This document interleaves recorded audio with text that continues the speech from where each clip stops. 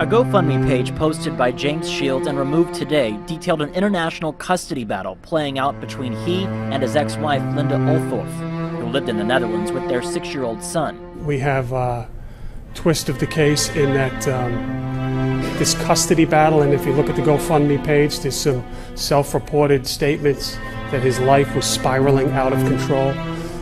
He makes reference to financial obligations. Neighbors are shocked by the crime. Police say Shields killed his ex, their son, and his new wife before killing himself. Well, they said it is a blood everywhere, but they are able to be in the house again, in the apartment, and then yeah, it was everyone's just been at the door all day long, and they, I think, were questioned even as well.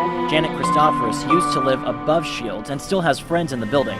She says she called police once, concerned she heard violence in his unit. He was always very cordial, but there was something about him, of course, hearing what went downstairs, I knew, you know, not to get too close. Just hours after the carnage at Marjorie Stoneman Douglas High School, after being arrested near the campus, a dejected Nicholas Cruz sits down with a police detective. "Kill me, just kill me," he says to himself, as the officer leaves the room. The detective had asked Cruz if he would like some cold water. The barely audible 19-year-old responded, "You deserve it." Today, a Florida judge ruled a partially redacted version of the interview transcript could be released, offering the most disturbing picture yet of why Cruz may have opened fire, killing 17 people. We call this! The mass shooting sparking nationwide debates about gun control and mental health. In the interview, Cruz tells the detective he heard an evil voice inside his head for 15 years. When asked, "What does it tell you to do?" Cruz responds, "Burn, kill, destroy." The detective speaks with Cruz about the death of his mother months earlier. Cruz says he doesn't suffer from depression. He says he took drugs. A lot. No one knew about it, he says, admitting that he took marijuana and Xanax and tried to drink himself to death. Cruz's attorney said he wanted the transcript suppressed, saying its release could hurt his right to a fair trial. He faces the death penalty. NBC News, Miami. Hey, NBC News.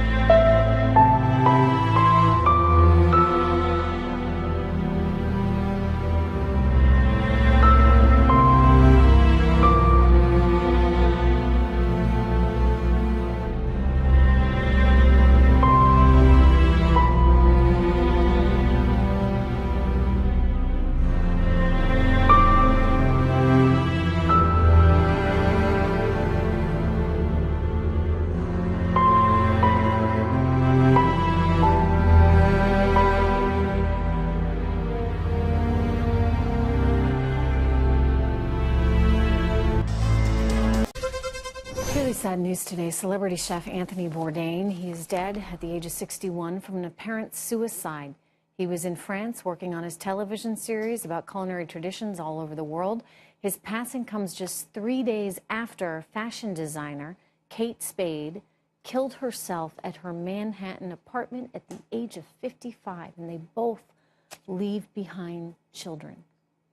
These tragic events, you know, they're actually part of a really difficult trend that we're looking at here in the U.S. The Center for Disease Control reports suicide rates are actually up 25% from 1999 through 2016. 25%.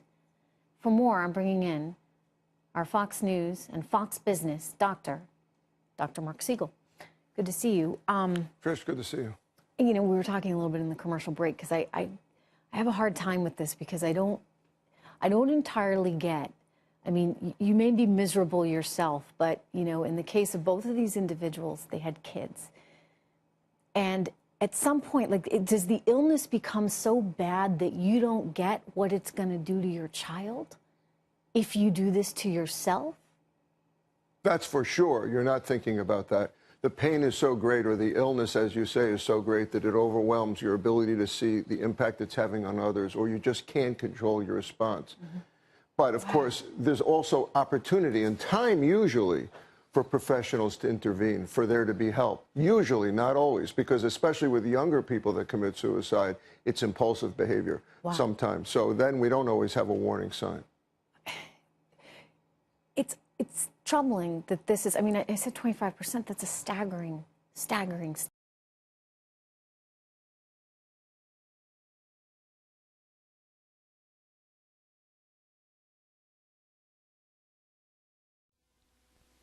The battleground is in our minds. Amen. And the enemy hits people's minds, especially young people, but all age groups. Yes. And in 2 Corinthians chapter 10, out of the Amplified Bible, verse 3 says, "For though we walk in the flesh, or walk and live in the flesh, we are not carrying on our warfare according to the flesh and using mere human weapons." Aren't you glad we got some big guns? Amen. For the weapons of our warfare are not physical weapons of the flesh and blood, but they are mighty before God for the overthrow and destruction of strongholds.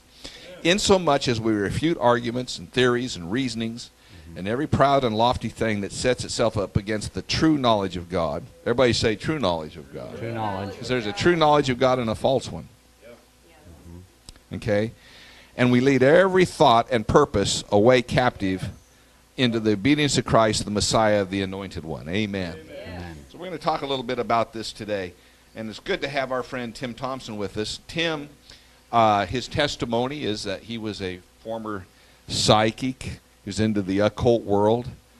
He was into Satanism and different things. So he has some firsthand knowledge of the way some of these things operate. So we wanted to kind of give him an opportunity. We're seeing people not set any kind of example of godliness. That creates a hopelessness in the kids. Right, and the sad thing is that it falls back to so many people are promoting their religion, and they're promoting their religious thoughts.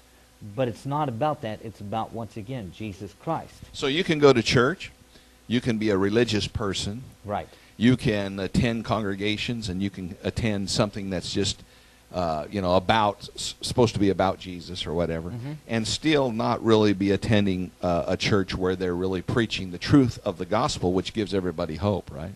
Right, yeah, because here's a good example. I just received, that's why I'm very excited about this conference, because I just received on Saturday of this last week that another person who lately has been reaching out to my ministry for answers about suicide, just had another person literally take their life of their youth group. And they're asking me, how can a church full of people have teenagers that are taking their life? And I said, it's very simple. And they said, what are you talking about? And I said, it's very simple. As long as you constantly are promoting the youth group or the dating group or the bowling league group, or you're promoting this Bible study, or you're promoting get involved in this sound system, or we're willing to train you for this. You can have all the groups you want to, but if you don't have a foundation of a church based upon the love of Jesus Christ, you really have nothing. And I mean, and I don't mean to humble a lot of people, and I know I'm going to probably get hate mail from this. Me too. That's good, though. I enjoy a good hate mail. It's always... But if you can have all the wonderful groups you want, you can have a multi-million-dollar ministry, but if your focus is not all about what Jesus Christ said in His Word, there's really no point to anything you're teaching. The love of God, experiencing the love of God changes your life, doesn't it? It changes everything, because